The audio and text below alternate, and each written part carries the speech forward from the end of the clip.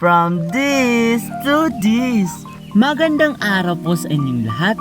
Para sa video na ito, ipapakita ko kung paano namin ginawa ang side grafting.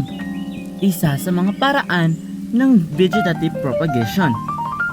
Ang halamang ginamit namin ay Moros alba o mas kilala sa tawag na mulberry.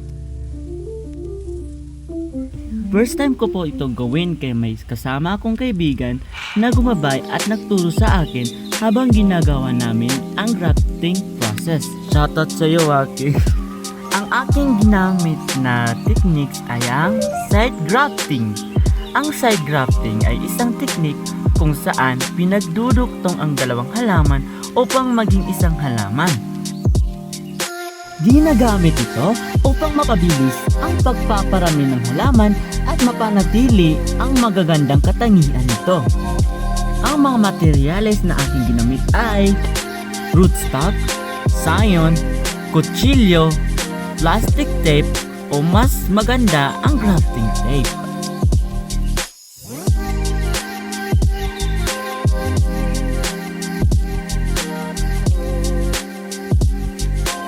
Okay, step 1! Una, gumawa kami ng pahilis na hiwa sa gilid ng rootstock. Kailangan maingat ang paghiwa upang hindi masira ang halaman at para hindi ka rin masaktan. Step 2! Sunod naman, inihanda namin ang sayon. Tinabasan namin ito ng pahilis upang magkasya sa hiwa ng rootstock.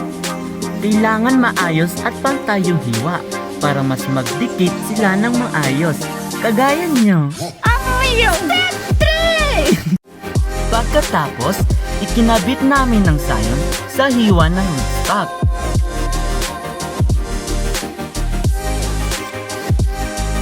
Sinigurado rin namin na magkadikit ang cambium layer ng dalawang halaman upang maging successful ang ating grafting.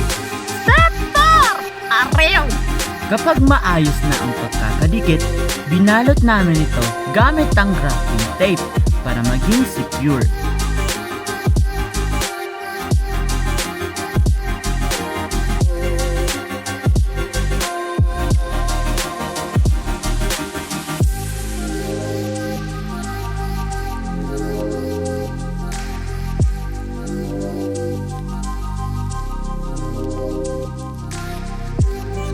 Kailangan sakto lang yung higpit ng pagkakatali para hindi matanggal yung sayon.